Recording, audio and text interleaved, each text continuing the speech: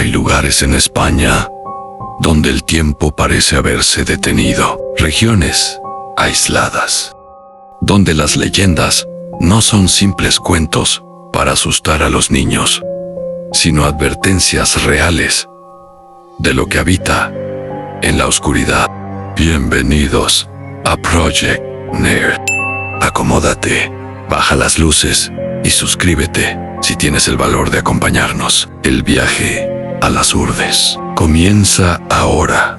Es una noche poco propicia para andar por los caminos. Algunos vecinos nos han relatado cómo, a pesar de que salían de sus casas en plena noche para recorrer algunas aldeas, para acudir a algunas alquerías, pues hace muchos años que dejaron de transitarlas cuando se ponía el sol, por experiencias aterradoras que vivieron, que llegaron a acabar con la vida de algunas personas. Parece que se olvida en la mente todo eso mágico y ¡pum! De todas formas, sabe y es consciente de que se encontró con el mismo niño blanco en el mismo camino donde está ahora mismo Pérez Campos. A las puertas del cementerio para la moto y ve como una especie de niño, él dice que de 5 o 6 años más o menos, completamente vestido de blanco de nuevo. Pero una cosa que me llamó la atención es que él lo describía como un blanco muy fuerte, hasta tal punto que tiene que poner su mano como una visera para ver de qué se trata. Porque... resplandeciente. Exactamente.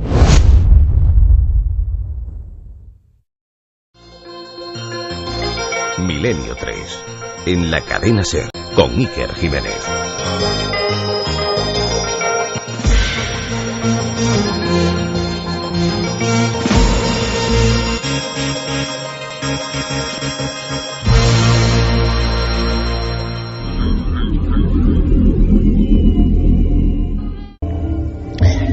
Todavía hay ciertas canciones, todavía en algunos pueblos, ya saliendo hacia la zona de Salamanca. Hablamos de una zona, para quien no lo conozca, inserta, incrustada entre grandes montañas, al norte de Cáceres y al sur de la provincia de Salamanca. Legendaria y mítica como ninguna otra, gracias a los viajes de Alfonso XIII, de Buñuel y su película polémica Tierra sin pan, de Maurice Legendre y los primeros antropólogos que hablaban de una tierra habitada por una etnia diferente. Todo eso ha variado mucho, evidentemente. Las Urdes son un lugar maravilloso, un lugar donde el progreso ha llegado, un lugar donde las casas rurales han quitado las viejas chozas de piedra y pizarra. Pero ojalá no me equivoque y la conexión con el misterio continúe, porque ese es un gran patrimonio. Perderlo sería un mal síntoma. Quizá podamos aprender de esas voces antiguas, que en el fondo están hablando de lo mismo que todas las civilizaciones del pasado. No se puede abandonar del todo a la madre tierra y de lo que ella surge. Y lo que surge a veces es incomprensible para la racionalidad. ¿Sabéis que en la alberca, por ejemplo, están las mozas de Ánimas? Las grabó Buñuel, eran el fin de su película. Una anciana enlutada, con los ojos muy pequeños, recorría las callejas de piedra con una campanilla. Al su sonar todo el mundo se recogía como con un miedo de muchas generaciones. Era la campanilla de Ánimas. En las Urdes, nuestro compañero Javier Pérez Campos ha recuperado auténticas joyas antropológicas. Año 2013, Noches de Ánimas. Mientras Halloween y conceptos que vienen de muy lejos y que se imponen como modas en los escaparates de los grandes almacenes. Esta inmensa tontería del Halloween, cuando hemos tenido la Noche de Ánimas, Noche de Difuntos y nuestra conexión de la propia tierra, queda en segundo plano, en un plano muy desdibujado.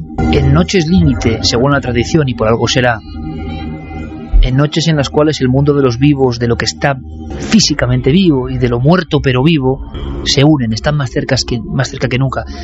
La línea es muy delgada. Acudíamos a las Urdes en aquellos primeros viajes con una imagen un tanto fantasmagórica y oscura. La leyenda supera cualquier cosa. Para los más jóvenes, ¿queréis una muestra? Era como si la pobreza, para muchos la incultura, yo creo que es injusto, se mezclase con creencias.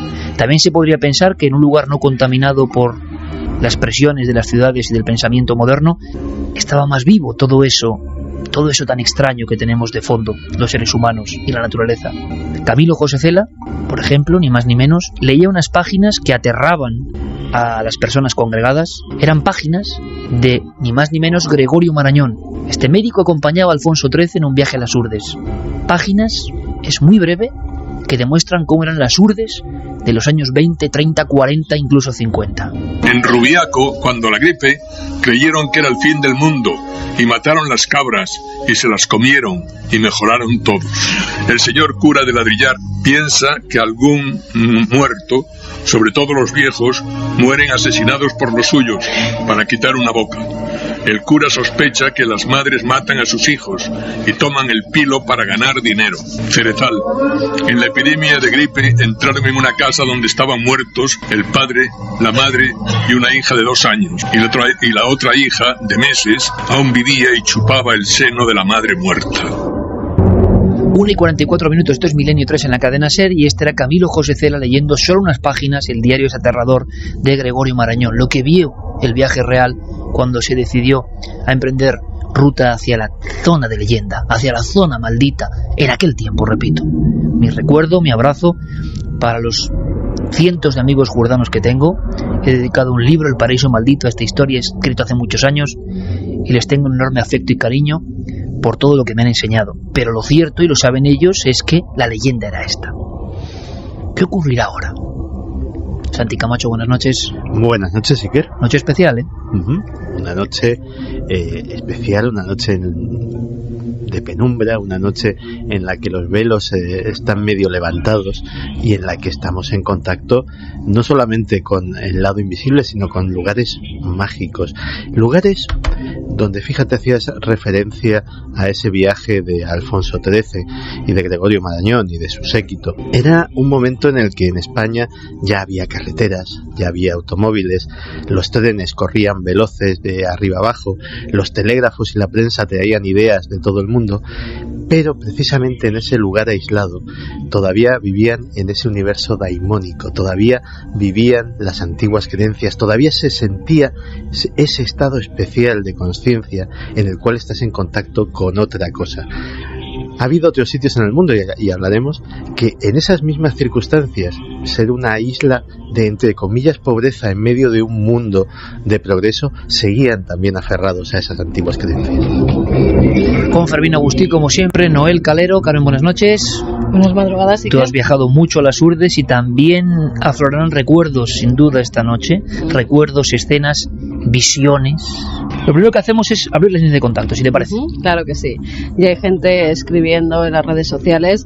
Nos tienen que buscar en Nave del Misterio, en Twitter, Facebook y Google+. Y si nos quieren enviar un mail, tienen que hacerlo a milenio3@cadenaser.com. Una imagen que te venga de las Urdes, una diapositiva ahora mismo.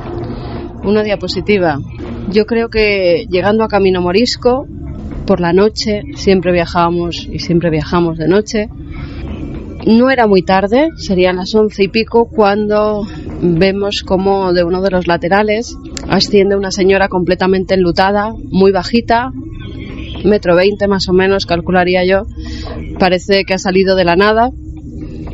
Después de estar escuchando tantas historias como habíamos estado oyendo los días anteriores, fue una imagen que se me quedó clavada, porque eran muchos los que hablaban de gente anciana, pero los ancianos eran los más reticentes a contarte esas historias. Y yo decía, ¿qué hará esta anciana a las 11 de la noche saliendo de la nada, completamente enlutada y yendo hacia la nada? Porque el pueblo más cercano estaba todavía a unos kilómetros. Y pensé, ¿verdaderamente es una anciana de las Urdes o es una aparición?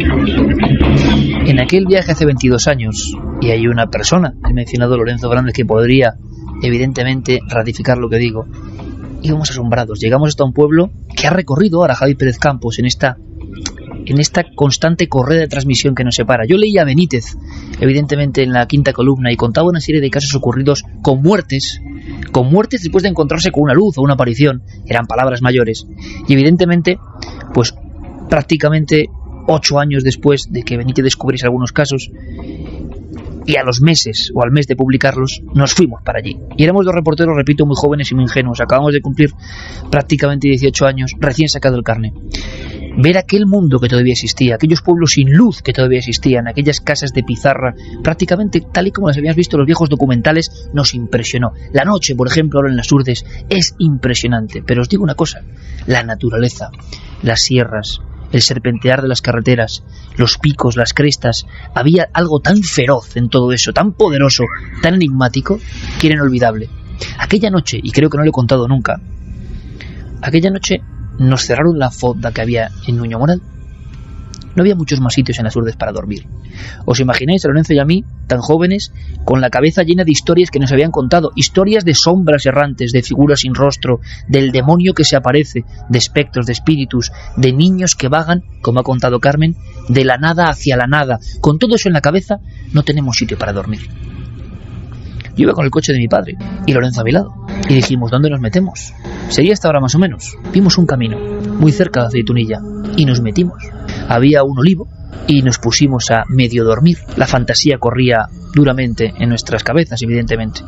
A estas horas sería más o menos, con mucho cansancio, observamos que una figura, alguien embozado en una manta, está a mi lado junto a la ventanilla del conductor. El susto os lo podéis imaginar. Era un hombre con una especie de gorra, muy arrugado, era un ser humano, y con una especie de manta de pastor por encima.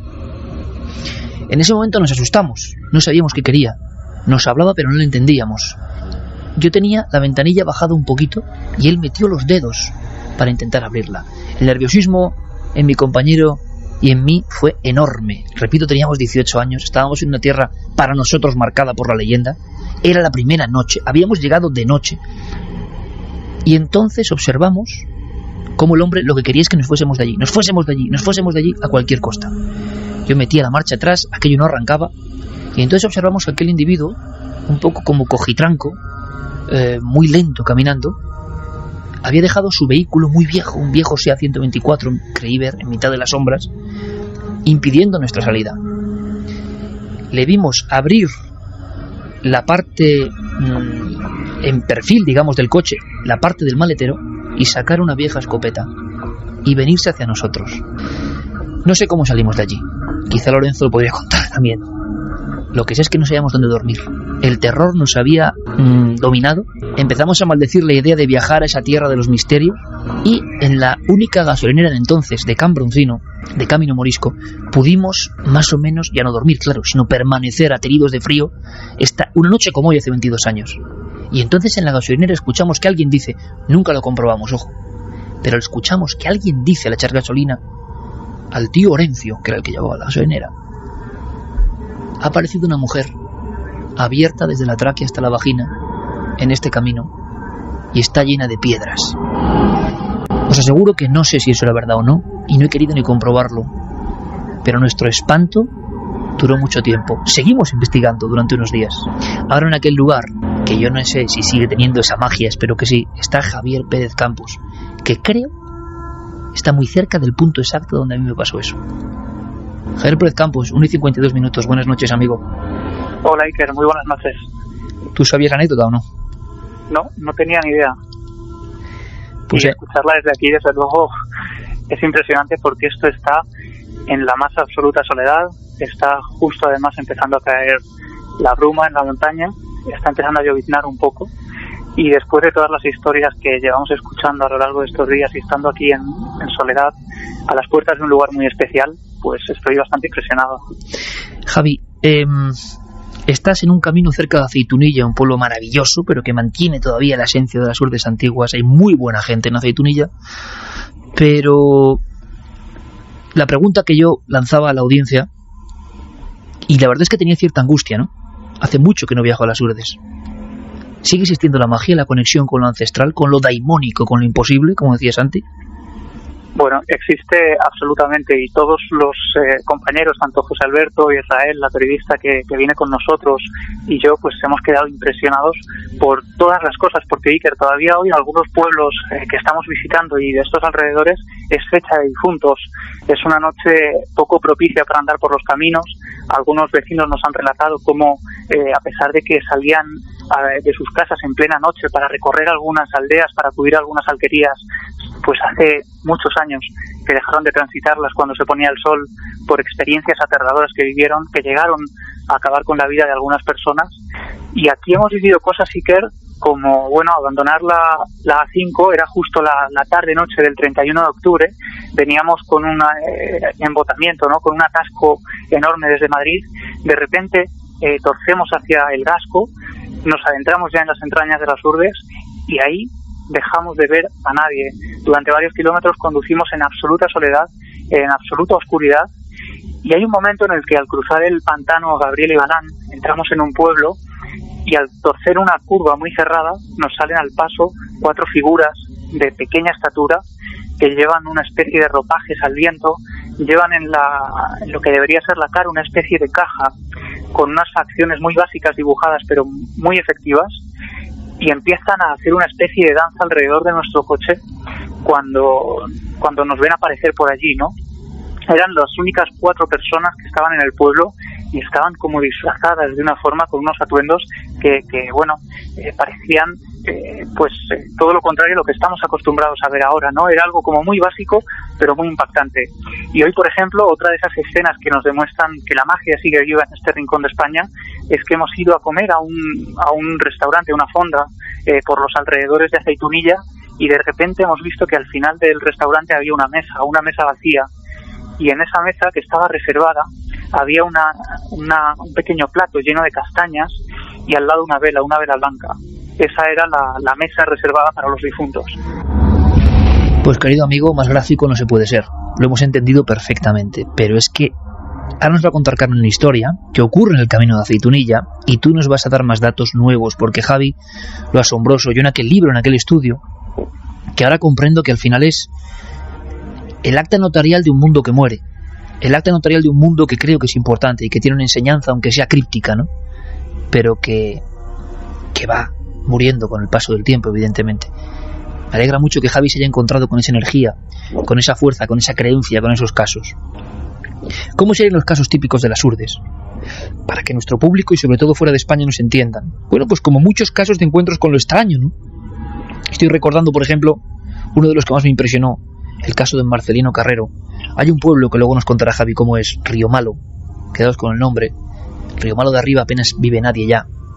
Es tremendo el aspecto, ¿no? Encaramado en los últimos riscos de las Urdes. El año de 1950 fue muy lluvioso, estaba todo enfangado, todo lleno de charcos, y Marcelino Carrero, como tantas otras veces, volvía de faenar en el campo, y entonces él cuenta que observa siempre delante de él y dándole la espalda una figura que le parece muy alta, muy espigada, muy delgada. En un principio piensa en un vecino. Imaginaos los dos, sabiendo que van hacia un pueblo donde no hay prácticamente nadie, había 7 u 8 vecinos ya en la época. Lo que más le sorprende es que no hace ruido. Su pisar extraño en esa especie de traje o capa con la que habían fundado no hace ruido.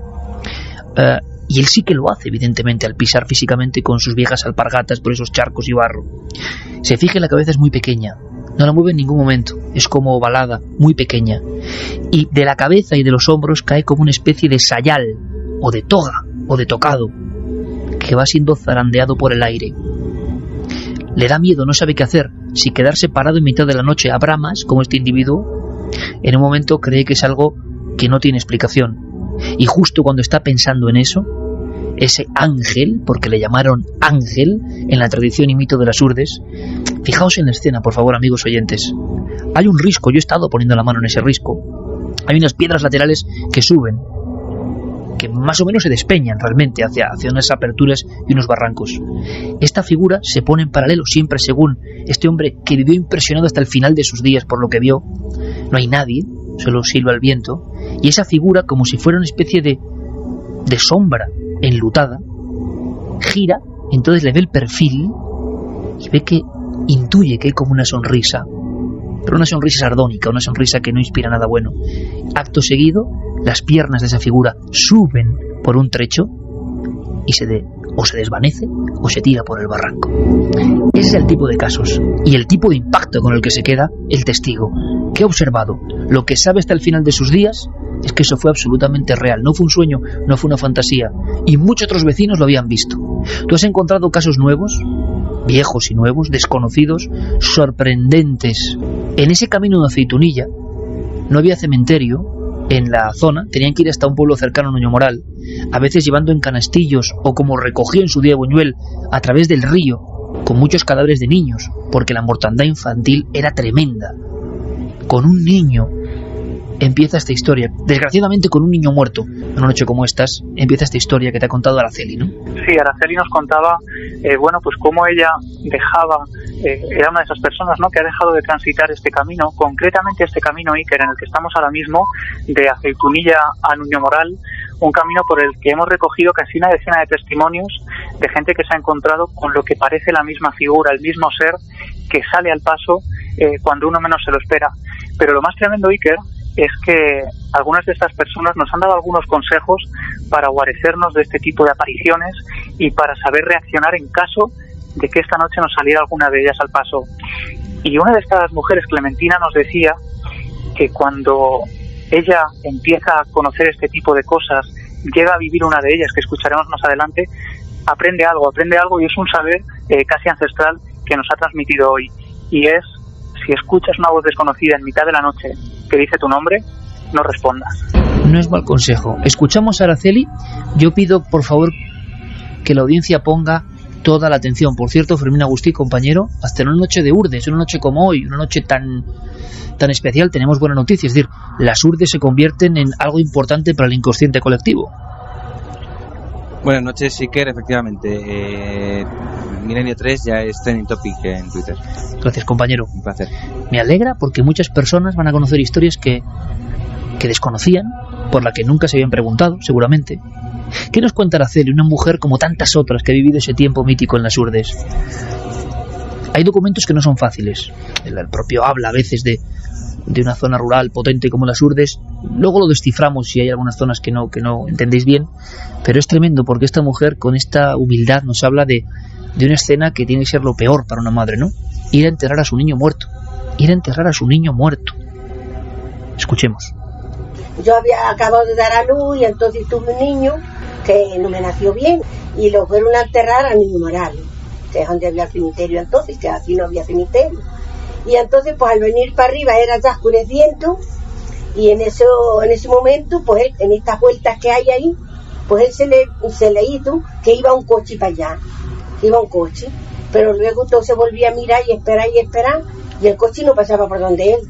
Y luego pues lo que vio, cuando ya venía él por la carretera, para la otra parte del río, de esta parte de frente, pues entonces vio que había como una cosa alta, negra, que digo que eso era el demonio, que no era cosa buena. Qué fuerza en la descripción, una cosa alta, negra. Siempre hay un prototipo, ¿no? Unas figuras que desde luego dejan muy claro, sea lo que sean, que no tienen nada que ver con nosotros los humanos. Bien sea por la altura, bien sea por la agilidad, bien sea por la expresión, comprendemos que tienen algo superior a nosotros. Eso genera miedo. No podía ser cosa buena. ¿Cómo acabó este lance, Javi? Pues lo que ocurre es que esta persona, el marido de Araceli, empieza a rezar en cuanto ve a lo lejos esta figura de gran altura, llega a fijarse, pasa tan cerca de él que llega a fijarse que parece que tiene pezuñas en lugar de pies, que está completamente erguido, que los ojos le brillan con una fuerza especial, tiene los brazos pegados al pecho, parece que está esperando, le dice Araceli, a los pies del camino, y lo que ocurre es que cuando está casi a escasos metros de esta figura, él cierra los ojos y la imagen, cuando los abre, se ha desvanecido delante de él, y ellos lo achacan a que este hombre había rezado, se había encomendado a Dios y eso le había salvado. En el camino donde está Javier Pérez Campos ahora mismo a las 2:04, hay una historia que a mí me sorprendió mucho, por la cantidad de testigos, porque yo hablé con ellos, con nombres y apellidos. Había personas, recuerdo perfectamente a mi buen amigo Pedro en las Urdes, que había estado muchos años en Suiza, que había aprendido de la vida europea. Como buen jurdano, volvía a su tierra sin tierra, su tierra sufrida, porque es la tierra que ellos quieren, y con sus ahorros, pocos o muchos, quería vivir donde vivieron los suyos. Pero lo curioso es que ellos también se encontraban con el misterio. Daba igual el cambio, es como si estuvieran de alguna forma conectados con la tierra y su misterio. Y es que en ese camino donde ahora mismo está Javier Pérez Campos, se habla de un personaje en concreto, de uno, el niño blanco. Contaba la historia de Pedro Martínez, pero también está la de Juan José Azabal y 10 amigos que lo acompañaban una noche de julio del año 87. Iban hacia Aceitunilla, volvían desde Nuño Moral, iban charlando por el camino tranquilamente hasta que escucharon una especie de silbido en un principio. Ese silbido se fue convirtiendo en un terrible grito. Se quedaron muy extrañados, pero siguieron caminando, cuando de repente escucharon un alarido y vieron que este salía de un pequeño matorral que había. Ya un poco mosqueados se acercaron y vieron una especie de figura blanca. Ellos lo describían en un principio como una tela que se balanceaba, una tela blanca. Se fueron acercando más para ver qué era, y describe perfectamente un ser de menos de 1 metro de estatura, al que no veían el rostro, porque esa especie de sotana blanca, como lo describieron, un sudario que tapaba su rostro, impedía que se le vieran las facciones. Eso sí, decía que tenía una cabeza desproporcionada, muy grande, unos brazos muy delgaditos, pegados, y que algo que les llamó la atención era que también ese niño tenía unos calcetines también blancos muy brillantes.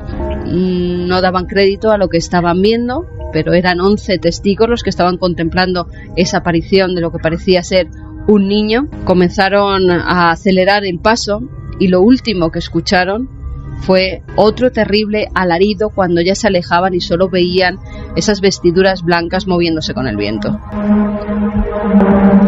Los ecos de esta aparición tan arquetípica, niño blanco, ¿siguen vivos, Javier?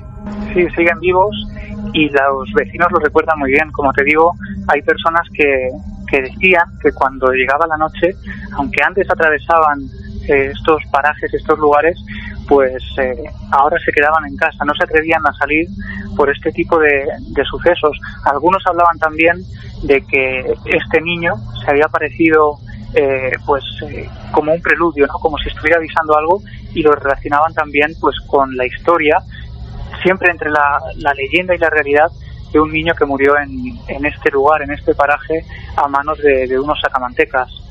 Que luego contaremos en otro lugar con Israel Espino, la periodista que está haciendo una labor fenomenal rescatando nuevos casos en las Urdes, porque ella está en otro sitio. Y yo sé, me ha dicho Iker, yo de verdad que lo estoy pasando un poco mal, porque es lo que ocurre.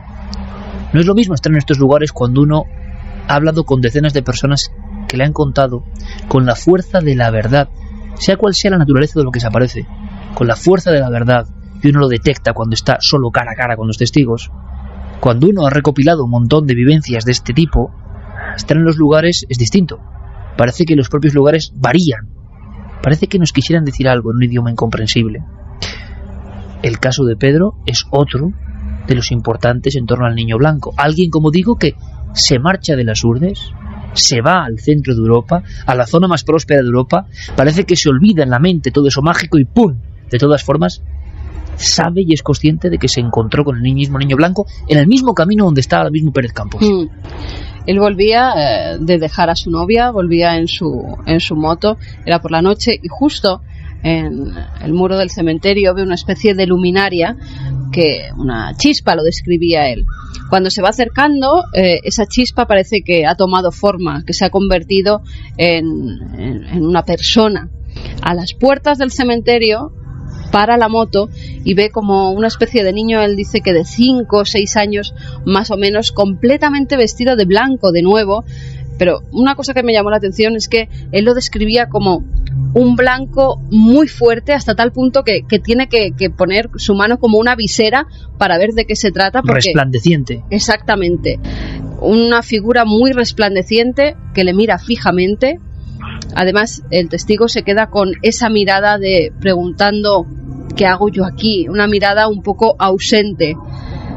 No dice nada, no le habla nada, sigue mirándole, empieza a dar la vuelta al muro del cementerio y desaparece.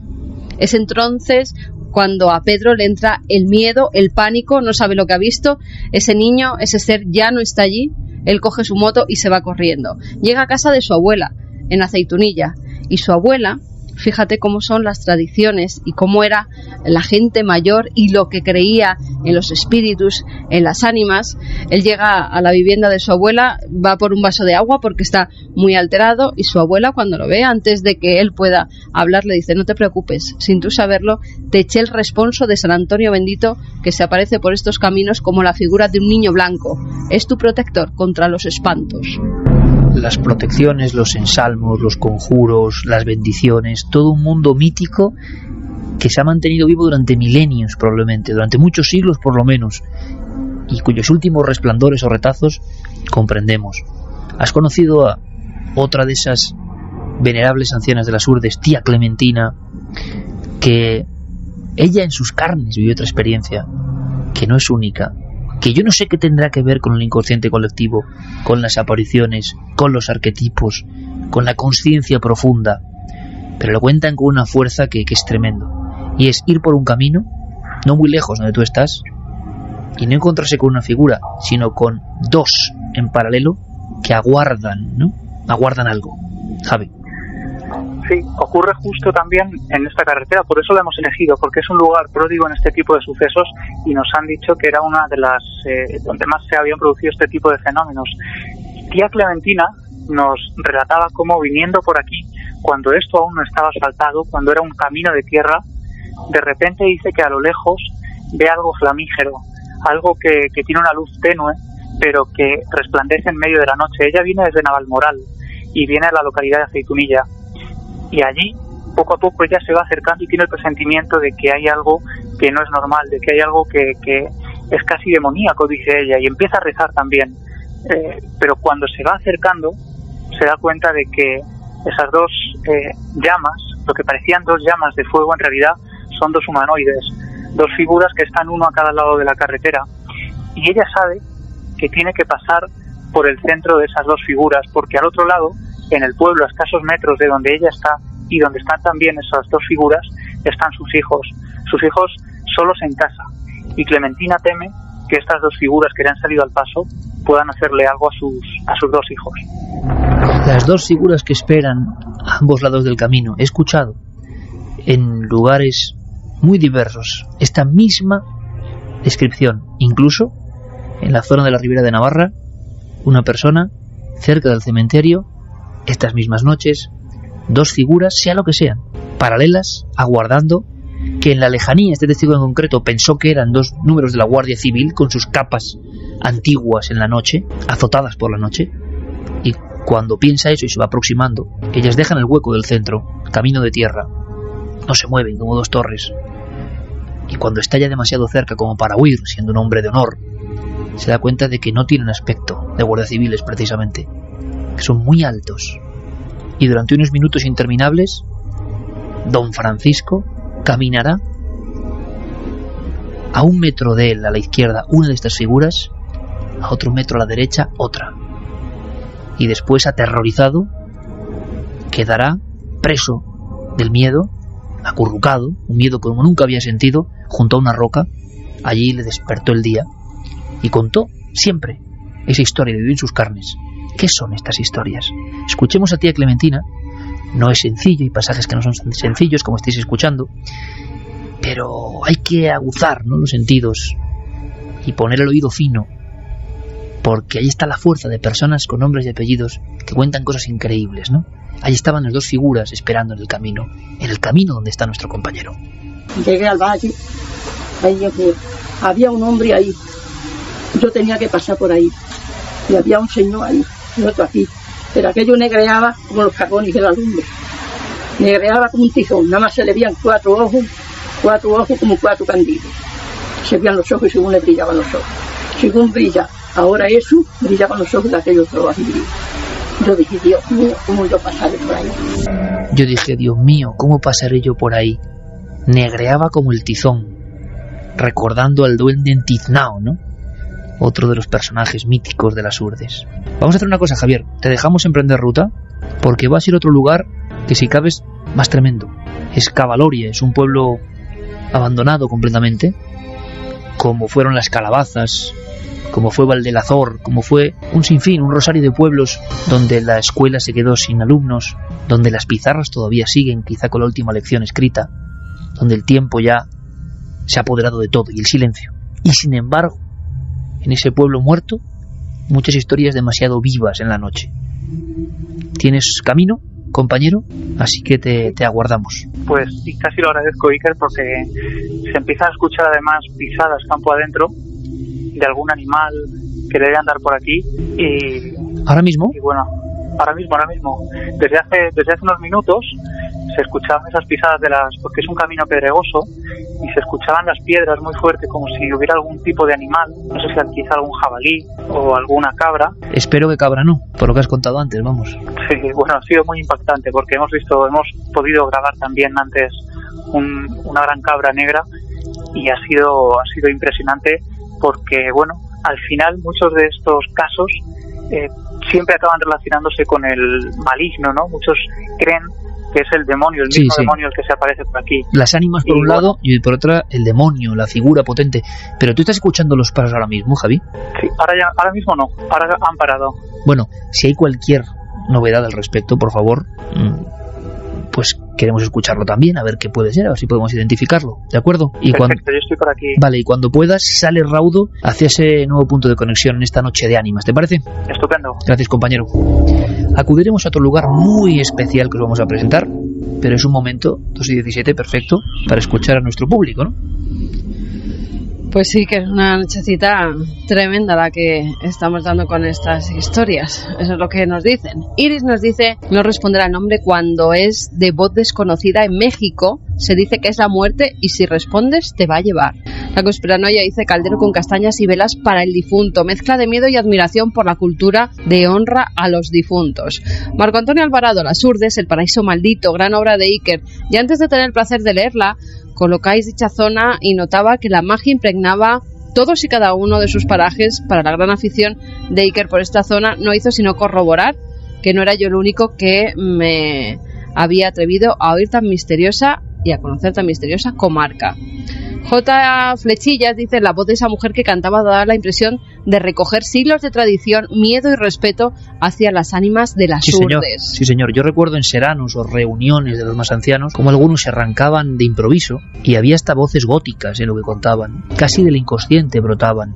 Había una conexión con lo más profundo, con lo que habían escuchado, lo que habían vivido. Y todo esto tiene una reflexión que ahora comentaremos, una reflexión profunda, mucho más allá, de verdad, de que si da miedo o no da miedo, que es lo más superfluo, porque yo creo que hay un conocimiento profundo en todo esto, hay un saber antiguo, poderoso, humano dentro de todo esto. No lo desperdiguemos, ¿no? Con uy, qué miedo, o si no da miedo, que me parece muy bien, sino hay un mensaje en todo esto. Desde luego, un culto por la muerte, que podremos estar de acuerdo o no, pero una presencia de algo real, una conciencia de que vivimos y morimos, a diferencia de la vida de urbanitas que tenemos nosotros, que creemos que nunca nos vamos a morir. Bombardeados por todo tipo de mensajes, pensamos que siempre vamos a ser muy jóvenes y que siempre vamos a comprar cosas, tener la mejor casa, el mejor coche, la mejor ropa, pero eso de la muerte es para otros. En otros pueblos se sabe perfectamente que la muerte es parte de la aventura de la existencia y está presente siempre. Roberto Martín dice, como jurdano en la distancia, os doy las gracias por emocionarme de nuevo al oír cómo tratáis a mi tierra. Siento el sabor de su miel sentado en mi curva de Arrolobos, viendo el balcón de la casa de mis abuelos. Misterio, ancestros, pero especialmente buena, noble y gente de honor. Gracias. Indiscutible gente de honor, indiscutible. He conocido a personas admirables que me contaron un caso, lo mantuvieron y no lo volvieron a contar nunca, o que se fueron a la tumba con su palabra de hombría. Hombres acostumbrados a épocas muy duras a batirse en duelo contra las bestias del bosque a pecho descubierto para la supervivencia, o en historias terribles, y que sin embargo nunca habían sentido un miedo parecido al de encontrarse con el misterio. Recuerdo, por ejemplo, Gregorio Martín Domínguez, la algazara. ¿Qué era la algazara? Pues esto es interesante, Santi, porque como hemos estado viendo, a veces es una chispa, una luz, un sonido, decían, tu voz en la noche que te llama, alguien que te llama. Hay como una especie de inicio de los acontecimientos. Y luego incluso un psicólogo, un psiquiatra, un estudioso de los arquetipos puede decir, es la mente humana la que en contacto con la naturaleza genera algo. Pero ese algo no tiene por qué ser fantasía. Es que, oiga, lo hemos dicho aquí, ¿verdad? Váyase usted, como estaba Javi Pérez Campos, váyase usted a solas a un bosque, váyase usted a solas en la noche a un camino, váyase a solas al lado del mar o dentro del mar, y entonces todo lo que es usted y lo que se cree que es se queda en nada, porque la madre naturaleza muestra su fuerza. Vivimos de espaldas a la naturaleza. Cuando miramos la naturaleza pasan cosas que consideramos increíbles, que no podemos creer ya en ellas. Pero ¿qué les pasa a las personas que viven en contacto con la naturaleza siempre? Como estas gentes de las Urdes, que ven un espejo diferente, que no están desconectados, lo interpretarán a su forma, pero están viéndolo. Por ejemplo, fijaos Qué miedo por un lado y qué bonito por otro, ¿no? La descripción. Gregorio Martín Domínguez hablaba de una música. Me lo han contado decenas de veces. Antes de aparecerse algo, una música. Pero ¿cómo era esa música? Y me decían, como varios instrumentos a la vez. No quiere decir que sea alguien tocando instrumentos a la vez, sino lo que llega al cerebro es como una sinfonía extraña que no se parece a nada. Está con sus cargas de uvas. Es la época dura de las Urdes, años 50. Y entonces Gregorio se acurruca, inconscientemente, junto a la vera del camino. Que no le vean. Cree que es una fiesta de personas, pero esa música es rara. Le ponen la carne de gallina. Vuelve a mirar con el rabillo del ojo por encima del camino de tierra y observa que no hay nadie tocando instrumentos, que esa música se ha apoderado del ambiente, esa extraña sinfonía. Y de pronto observa, como nos contaba la Javier Pérez Campos, lo que parecían llamas, unas llamas en el camino. ¿Os imagináis? Diría el experto científico, bueno, un fuego fatuo, fuego de San Telmo, aunque estos son más bien en el mar. Pero resulta que él ve como esas formas flamígeras, 6 u 8, empiezan a aparecerles una especie de brazos, de cabezas, de piernas. Y hay una extraña danza o movimientos. Él siente un miedo terrible y empieza a rezar. Empieza a clamar a las alturas porque cree que algo demoníaco, con esa música del infierno, ha venido a por él. Y entonces le ocurre lo peor. Se le cae uno de los sacos y él se precipita hacia el camino. Y él confiesa que cree que ha llegado a su fin. Pero no ocurre eso. Resulta que, como si fuese una especie de ensoñación, aquello se va desvaneciendo y se queda impregnado en el aire hasta que desaparece como humo. Pero ese hombre, hasta el último momento de su vida, dice que lo más importante que vio, cuando fue consciente de que había cosas incomprensibles, fue en ese instante. Qué interesante, Santi, porque hay ese mensaje inicial, se abre la campana de irrealidad, todo empieza a ser posible, y quizá yo lo pienso últimamente, es porque hay personas que están ligadas a la naturaleza. Nosotros no podemos creerlas, entre comillas, porque estamos viviendo, pues ya ves cómo, entre paredes, amiantos, luces, ordenadores. ¿Qué demonios vamos a saber nosotros ya nunca de la fuerza de la naturaleza? Claro, y además hay no solo personas sino lugares como las Urdes, porque mira, en todas las zonas rurales del mundo hay leyendas que pasan de padres a hijos, historias más o menos truculentas, más o menos sobrenaturales, pero son historias. Lo que a las Urdes y a otros sitios que tradicionalmente han estado aislados les caracteriza es que no estamos hablando de historias legendarias que has oído en una noche en un campamento, en una noche en un fuego, en una reunión social. No, estamos hablando de historias con testigos que siguen vivos, que siguen sucediendo. Es aquello que alguna vez he comentado aquí, de por qué en los libros de los historiadores de la antigua Grecia, en los libros de Heródoto, de repente se veía tan normal como una invasión de tal pueblo a tal otro, que de repente pues una pastorcilla fuera acosada o violada por un fauno, o que tal o cual figura política tuviera cierta conversación con un dios o un semidios. Si creemos al historiador cuando decía que en aquella época primitiva los pueblos invadían a otros pueblos, había tales movimientos migratorios, tal rey sucedió a tal otro, ¿por qué esas anécdotas o esos otros actos que también los registran sus libros tienen que ser menos verdaderos, tienen que ser más inventados? Era otra realidad. Era otra realidad la que imperaba en aquellos días y la que aún queda residual en determinados sitios. Fíjate, Santi, qué interesante tu clave, como siempre, ¿no? Otra realidad que es una parte de la realidad, compleja y plural, pero que nosotros ya no miramos. Hay una periodista, que es Israel Espino, que trabaja para el diario Hoy, que hace una labor magnífica y que se ha unido en esta investigación, aunque, como decíamos, Javi está en soledad, en ese punto de Aceitunilla, va hacia otro, y ella también, y creo que igual le estamos dando la noche, ¿no? Pero ella lleva ya muchos meses sacando historias, sobre todo de las Urdes, de toda Extremadura, un trabajo fantástico que yo recomiendo. Repito, yo lo he leído en los blogs del diario Hoy. Lo recomendamos porque lo que hace falta es gente que siga esta tradición tan a contracorriente pero tan maravillosa de registrar todo este conocimiento real, esta otra realidad que dice Santi, que cuenta con nombres, apellidos y testigos. Ella fue con alguno de mis trabajos, me lo confesaba, pensando evidentemente en una transformación de leyendas. Le pasó como a mí, que de repente vio que las leyendas hablaban, tenían nombres, apellidos, hijos, muertes, fechas de defunción. Cerca de Cambroncino, no sé en qué punto exacto estará ahora nuestra amiga Israel. Buenas noches. Buenas noches, Iker. Estoy cerca de Cambroncino, en el barrio del Teso. ¿Estás en el barrio del Teso? Estoy en el barrio del Teso y estoy bastante impresionada, como decías. No es lo mismo que te cuenten las historias a la luz del día que conocer gente que las ha vivido y estar aquí de noche. Bueno, es que además te compadezco en ese aspecto, Israel, porque el barrio del Teso es una especie de despoblado que hasta los años 70 creo que tuvo vida, que ciertos acontecimientos truculentos también ayudaron a su despoblación, se hablaba de brujería, pero si te parece empezamos porque estás en una zona que si tiene algo potente es que se cuenta un lance entre un hombre y una luminaria, que puede ser tomada como ánima, como figura extraña, lo que sea. En el año 17 alguien muere, hemos contado alguna vez esa historia. Lo asombroso es que tú sigues la pista, y esto me parece maravilloso, Israel, y vas a encontrar otras personas que fueron también mártires de lo insólito en esa misma región y quizá con las mismas luces. Efectivamente, bueno, como bien sabes, aquí es donde se apareció la famosa luz de Ribera Oveja. Exacto. De hecho, el barrio del Teso, donde me encuentro, si te lo describo un rato, está empezando también aquí a chispear. Quiero que cientos de miles de personas, Israel, sepan dónde estás. Haznos una fotografía, por favor. A ver, ahora mismo estoy en medio de un bosque rodeado de casas en ruinas.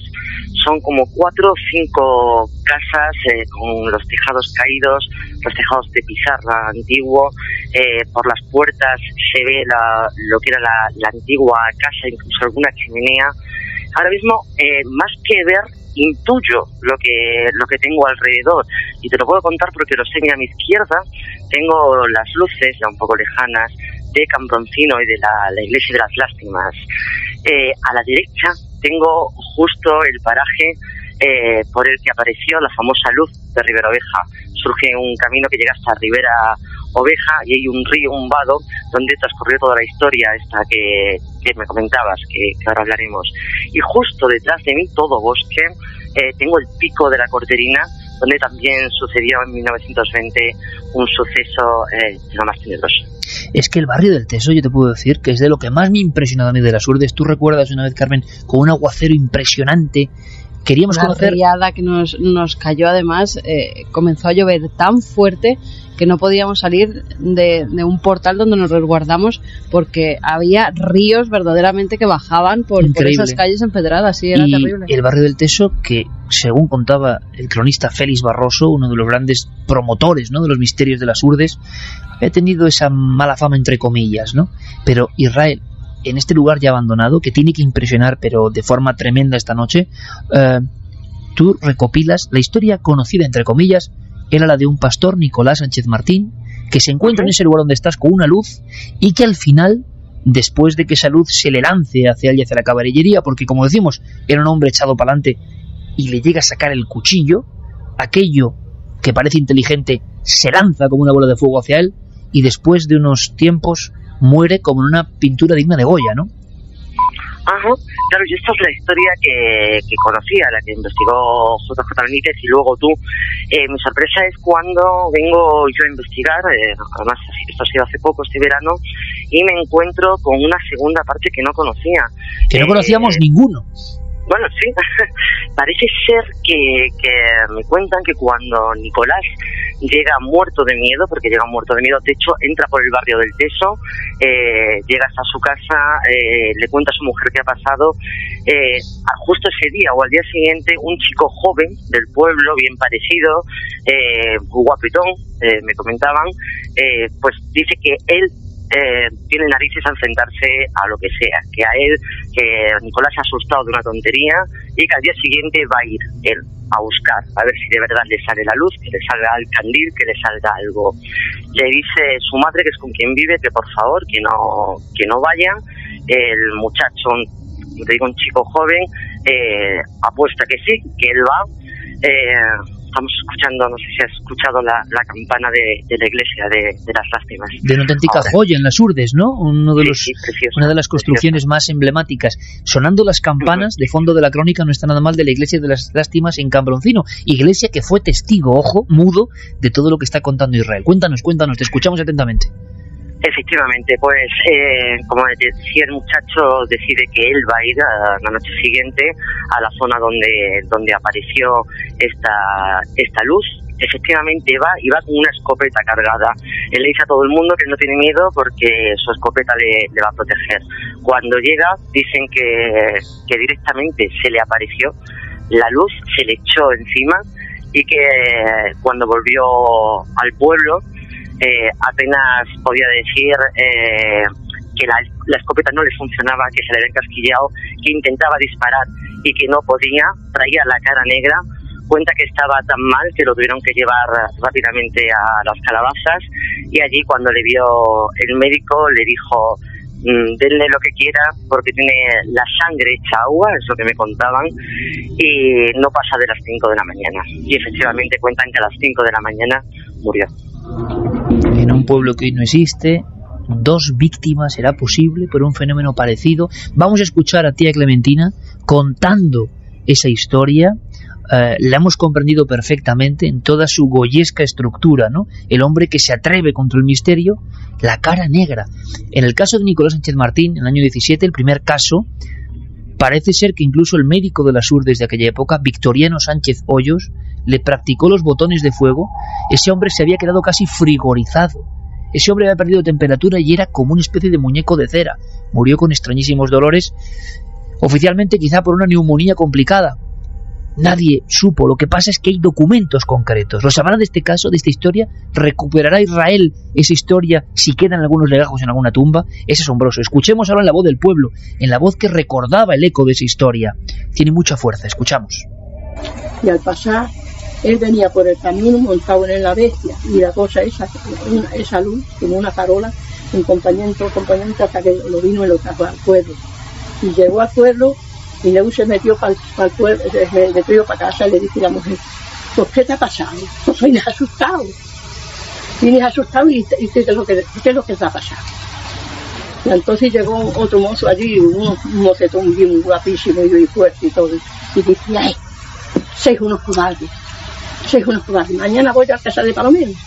Y llevo una escopeta puesta encima de la pared, si hay, pues apostó la muerte. Pues llevaron a las calabazas y le dijo: ay, bobo, ya no tienes salvación. Dice: trae la sangre y echa agua, pedir de él y todo lo que pida. Que no dura más vivo hasta las 5 de la mañana. Y a las 5 de la mañana murió. Aquello no me se olvida, ¿no? Hay cosas que no se olvidan, desde luego. La sangre echa agua, un terror tremendo. ¿Tú crees, Israel, que se podrán recuperar documentos, datos? ¿Existirán algún lugar, alguna ficha de entierro, algo de este posible mártir, ¿no? De este fenómeno extrañísimo que mantuvo el miedo, ¿no? Durante una época larga en esa zona de Ribera Oveja? Bueno, al menos lo intentaremos. Tú sabes que si no aparecen en un momento suelen aparecer en otro, y cuando menos te lo esperas. Lo intentaremos. Pero hay más historias. El barrio del Teso fue un barrio de brujas. El barrio del Teso fue un barrio tocado por acontecimientos muy macabros que han pasado prácticamente a la espalda de donde estás, ¿no? Ha habido casos de, por desgracia, los famosos sacamantecas, que es lo de siempre. Muchas personas piensan que son personajes de ficción. Yo lo digo muchas veces: oiga, Sacamantecas existió, el hombre del saco existió en Almería, ni más ni menos, nombres y apellidos y miles de legajos de información. El hombre lobo, entre comillas, existió en Nayarit, Orense, documentos 3100 en una acta judicial. Es decir, los nombres se han convertido en algo tan fuerte que han eclipsado a las figuras reales, y los sacamantecas, como se investigó en su día con mucho detalle, actuaron justo donde estás tú ahora mismo. Efectivamente, y además estoy justo a los pies, como te decía, rodeada de bosques, a los pies del pico de la Corderina, de un pico que dio nombre a uno de los crímenes más horribles de la década de los años 20 aquí en España. Fue precisamente en 1920, al comenzar la década, concretamente el 22 de septiembre, cuando una pastorcilla se llamaba Francisca Sánchez, tenía 12 años, y iba acompañada de otro pastor, también de cabras, pues se encuentran pastoreando cuando se acerca un señor y les dice que bueno, que les da un trozo de pan. Fíjate tú también un trozo de pan. un trozo de pan a cambio de que le ayuden a cargar unas colmenas de corcho de las que había antiguamente. El niño se ofrece rápidamente, pero el señor dice que no, que prefiere que le ayude la niña. Al poco tiempo, no pasa ni un día, encuentran a la niña no solamente muerta, sino que la habían abierto en canal desde la laringe hasta el pubis, también en horizontal, formando una cruz perfecta. Además he encontrado en hemeroteca los periódicos, La Voz, por ejemplo, de Madrid, el ABC también lo recogió, y la habían arrancado y se habían llevado el intestino delgado, se habían llevado el corazón y el páncreas.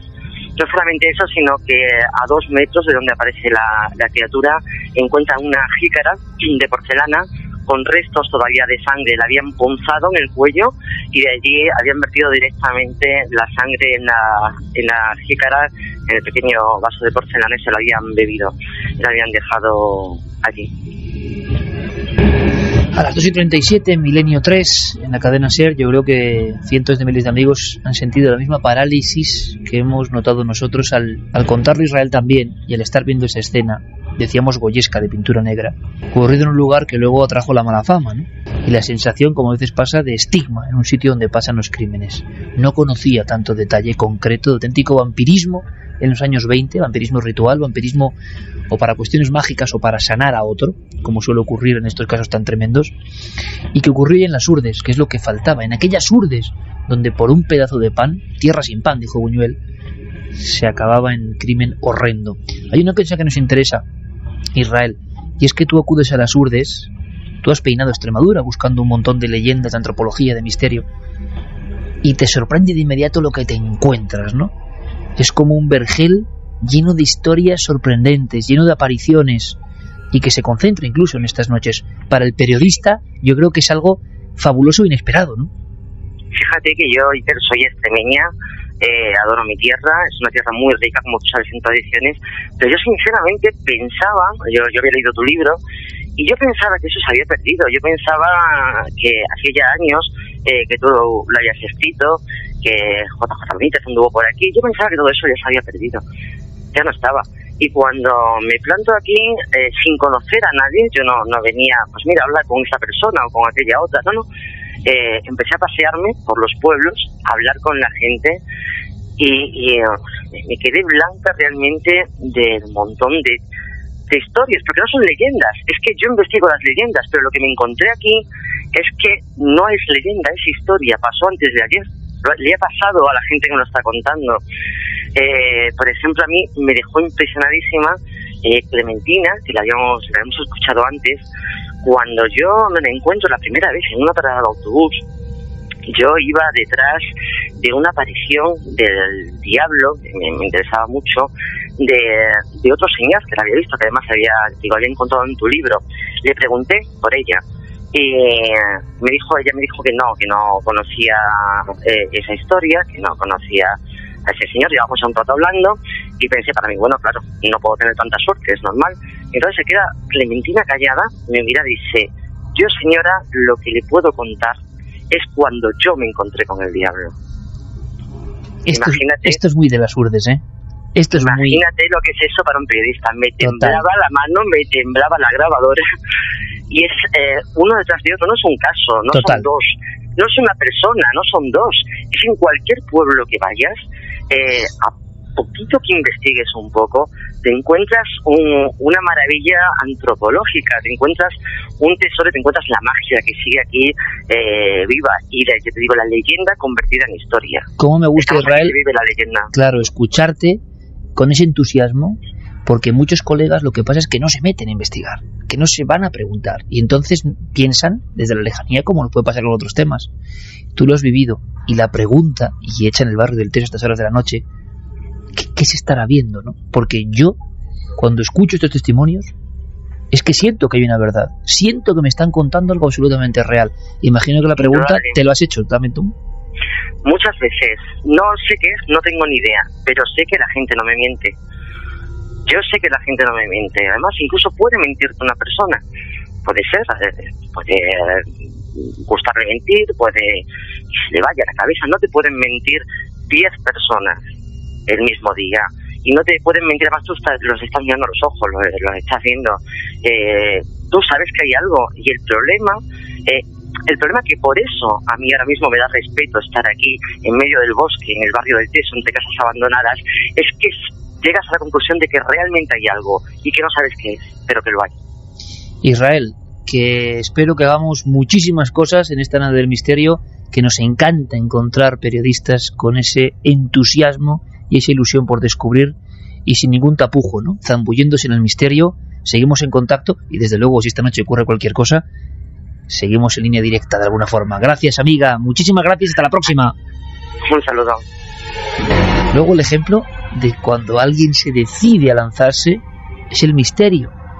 Quien la abraza y entiende que está tocando un material impresionante. Material, por ejemplo, es una aparición que a mí me encanta. En esta noche de ánimas, de alguna forma, continúan, son días muy especiales, ¿no? Con mucho sentimiento. Una de las historias que más me impresionó por la sonoridad del término es cuando alguien, si no recuerdo mal, en el pueblo del Cerezal, me dijo: eso son cosas de aquellos. Y yo digo: ¿de qué aquellos? ¿A quién se refiere con los otros? Y me dijo una palabra que nunca he olvidado: cortejo de gente de muerte. En Uñomoral, en el año 35, hubo un caso de cortejo de gente de muerte. Una señora, se llamaba Martina Gracia. Ella estaba muy malita, estaba enferma. Al lado de su casa, la gente comienza a oír una especie de cabalgadura. Un caballo que se acerca, rebotando las herraduras en el suelo. Los mozos que estaban cerca preguntan: ¿quién va? ¿Quién va? Era lo normal. Nadie contesta. Con lo cual se asustan un poco, podían ser ladrones, podría ser mala gente que se acercaba hasta la vivienda. Vuelven a repetir quién va y en la oscuridad empiezan a ver un caballo en el que iban montadas 2 figuras. Cuando se acercan para ver de quién se trata, se quedan pálidos, mudos, porque ven que es gente muy extraña. Se van acercando más, ven que su pelo es negro y lacio, que la cara es muy blanca, que las manos que cogen las riendas son largas y huesudas y que llevan una especie de faldón que tapa sus piernas. No saben qué hacer, no saben qué decir. Esas 2 figuras comienzan a alejarse, pasan por un puente y de repente ven como tanto el caballo como las figuras se esfuman. Era el cortejo de gente de muerte. Venían a buscar a la persona enferma, que ya era difunta. Historias parecidas muchas, con nombres. Teresa Iglesia Rubio, lo he notado de mi propio libro, escrito ya hace, repito, 15 años, parece mentira. María Cruz Vizcaya, Consuelo Rubio Remigio, Juan Rubio, Rosa Remigio, en el Asegur, un pueblo que Buñuel llamó Tortuga, porque parecían caparazones de tortuga emergiendo de la propia montaña. En el Asegur, en los años 60, Juan y Rosa están regando su poquina, como dicen ellos, tierra, que han conseguido después de años de esfuerzo. Y escuchan, y esto es curioso, un nombre que viene desde la noche, que viene desde el bosque, que viene desde el lugar de lo innombrable. Juan, Juan, Juan.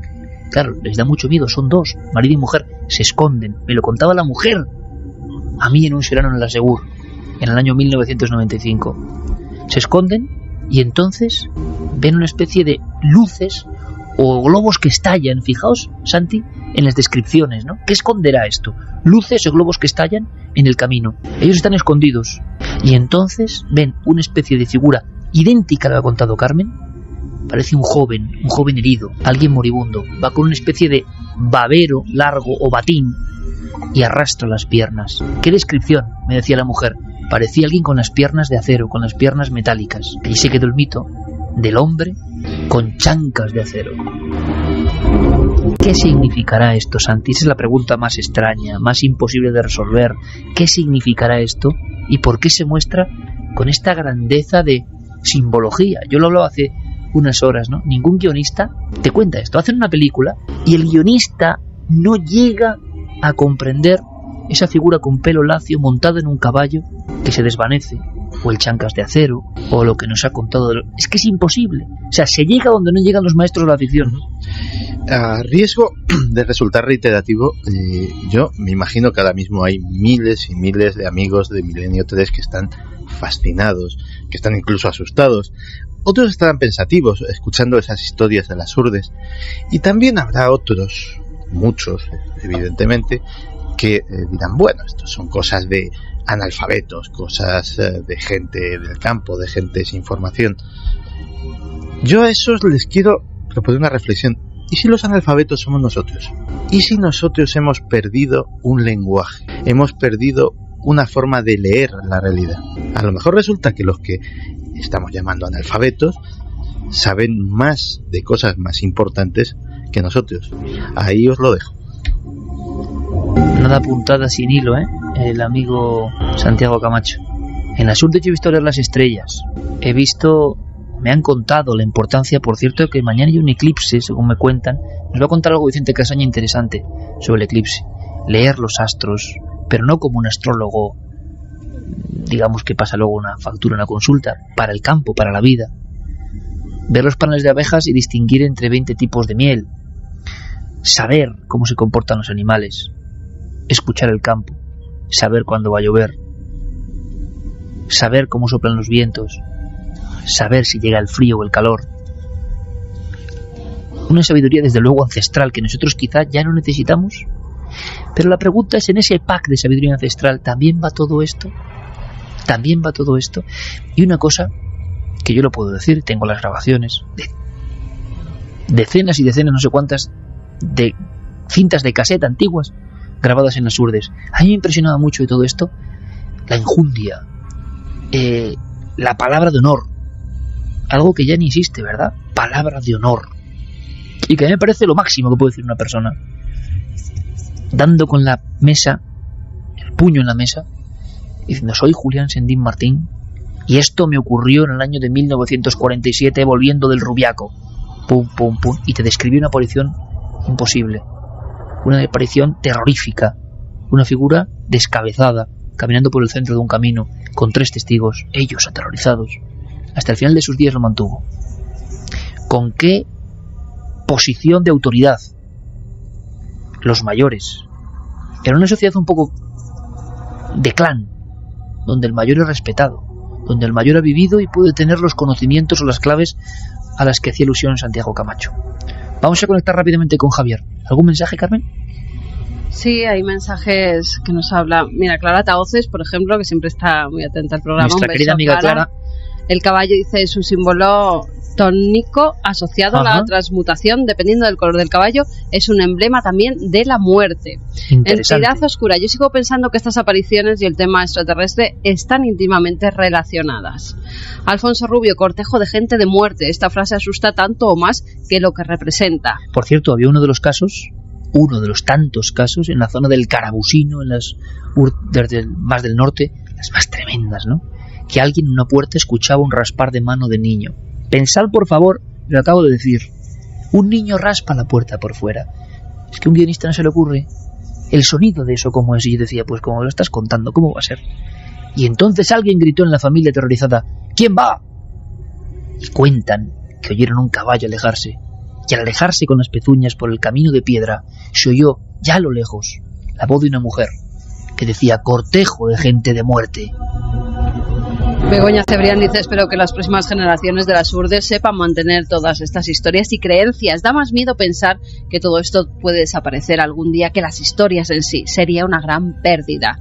David Peregrina: admirable el valor de Israel y de Javier Pérez. La narración y la descripción de los momentos y los lugares hacen que nos traslademos mentalmente tal y como si estuviéramos allí. Vamos a hacer una cosa, vamos a conectar con Javi. Habrá llegado a su punto en la ruta, creo que está en camino. Nos da igual, porque él llegará en la siguiente hora a ese pueblo muerto. Conectaremos con él, claro que sí, pero está en ruta. Javier, compañero, buenas noches. Buenas noches, Iker. Estás con José Alberto, nuestro querido amigo, sí, nuestro cámara de Cuarto Milenio, vagando por las Urdes. Yo con José Alberto, con el que he viajado a muchos lugares del mundo, y Carmen también, le dije 2 pautas mínimas, ¿no? Y él que es un profesional como pocos hay, sabe perfectamente lo que yo le pedía, ¿no? Quedaros con el paisaje, quedaros con la fuerza telúrica, quedaros con ese algo que se siente que es indescriptible cuando uno en soledad, en el amanecer o el anochecer, graba, por ejemplo, desde las alturas lo que son los valles de las Urdes. Valles, a mí me contaron, tan altos como en el Gasco, en esa zona volcánica o zona meteorítica, Me contaban que en la antigua escuela, cuando la hubo, los niños no veían prácticamente la luz del día. Era tan grande la lasca de piedra que estaba al lado de la única ventana que no veían lo del día. Era un valle tan estrecho que hasta el siglo XVI, no lo digo yo, lo decía el duque de Alba, se creía infestado de demonios y de personas primitivas, salvajes, que creen ser solas en este mundo. Eso se escribió, es la primera crónica sobre las Urdes. Desde luego es una visión muy terrible, ¿no? Pero en esa condena vivieron los jutelanos durante siglos. Le pedí a José Alberto, por favor, tráete en la cámara si puedes, y sé que es muy difícil, ese algo que se respira en las Urdes. Y ahora veis En Ruta, que es uno de los sitios, es una de las situaciones donde mejor se siente el misterio, yo creo, ¿no? Sí, sin duda. Hemos pasado hace poco las poblaciones casi nada de Vegas de Coria, hemos pasado la curva de Arrolobos, hemos pasado también Cambroncino y estamos casi ya llegando a nuestro destino, pero ha habido momentos, Iker, en este viaje que es cierto, le hicimos caso a esas pautas de viajar, por ejemplo, con música mágica, ¿no? Con música como Lisa Gerrard, como Dead Can Dance, y desde luego uno mira con otros ojos estos paisajes. Ha habido momentos también en que teníamos que parar el coche en cualquier lugar casi, apearnos y mirar el paisaje, dedicarnos a mirar el paisaje y grabar esas imágenes que desde luego no estamos acostumbrados a ver con absoluta facilidad, ¿no? En la capital, por ejemplo. Habéis encontrado un montón de testimonios, Javi. Permíteme que simplemente suelte en la noche no más porque merece la pena. El tío Cristino, ni más ni menos, hablando de otro tío, como le llamaban, porque allí hay persona de alguna forma, se dice así desde tiempo inmemorial, ¿no? El tío del bronce, o tío de bronce. La historia, varias apariciones de una figura que aparece, por ejemplo, hay un testigo, luego contaremos su historia, Javi, que se ahorca, otro que se tira por un barranco, incapaces de vivir con la pesadilla de que han visto algo que parece demoníaco. ¿Y cómo lo describían a ese tío del bronce? Escuchamos a tío Cristino rompiendo la noche, un testimonio que viene desde los años 50 y que llega a Milenio 3 de esta forma. Que estaba haciendo carbón de noche y llega con la carbonera prendida y estaba un poquito retirado de la carbonera y llega un hombre alto, negro, y se le sienta al otro lado de la carbonera y el hombre pues se asustó y decía, él no se movía y decía, ¿y cuándo te irás ahí? ¿Y cuándo te irás? ¿Cuándo te irás? Y el tío que no se iba, se asustó y tuvo que dejar la carbonera allí y escaparse para casa y se puso enfermo. Y uno de los testigos del tío del bronce, porque parecía como un soldado de una guerra antigua, se tiró por un barranco. Ha habido muchos casos, Javi, ¿no? Por desgracia, hay que decirlo, donde los testigos, en los lugares que está recorriendo, no han aguantado la presión de ese lance con el misterio y luego han puesto fin a sus días de la forma más dramática, ¿no? Sí, en el caso del tío Picholas, él se lanza al vacío tiempo después de esa vivencia que le deja tan marcado que a los pocos minutos, a las pocas horas de encontrarse con ese tío del bronce, él llega a su casa, se mete en la cama y lo pasa francamente mal. Incluso hablan de que vomitaba sangre, de que estaba sangre y de que, enfermó gravemente.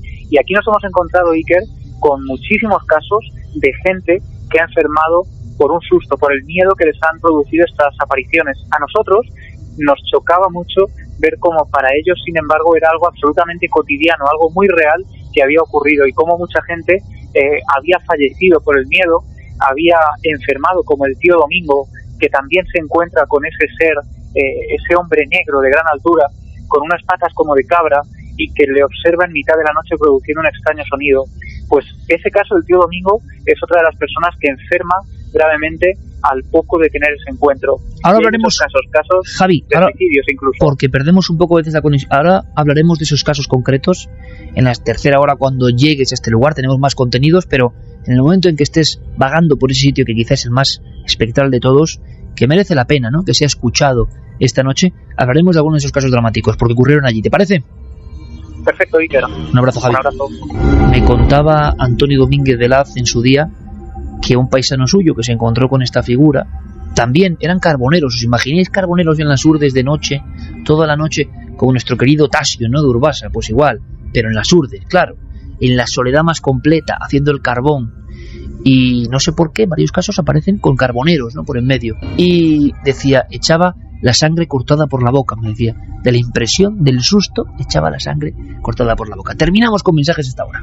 Pues hay gente que está viendo Tierra sin pan. Ahora mismo. Ahora mismo, ya que estábamos hablando de las Urdes, han rescatado esa película y prohibida, están viendo sus tremendas imágenes. Prohibida en España por la imagen tan terrorífica que daba de una zona de España desconocida. Zenipul nos dice: cuando tenía 8 años, allá por el verano del 88, fui a conocer a Galicia, a la familia de mi papá. Un día, caminando con un hermano de mi abuelo por el bosque, me da una bolsita de tela y me dice que lo lleve siempre encima cuando vaya por el bosque. Yo, sin entender por qué, me dice como quien te dice la hora. Cuando veas a un grupo caminar sin mirar y rezando, haz un círculo, entra, agacha la mirada y no mires hasta que no se hayan ido. Que no te vean mirando, son las ánimas, y si ven que los has mirado, te vendrán a buscar.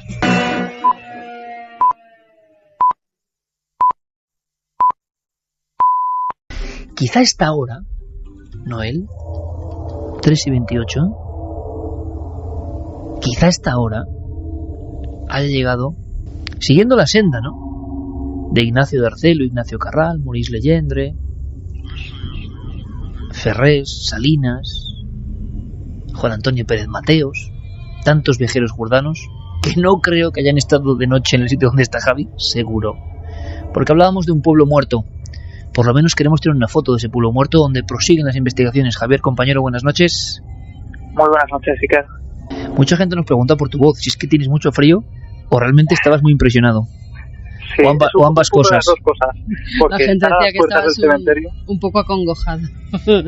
Bueno, vosotros me conocéis y sabéis que sí, hay lugares que me impresionan y no me avergüenza reconocerlo. ¿Cómo debe ser?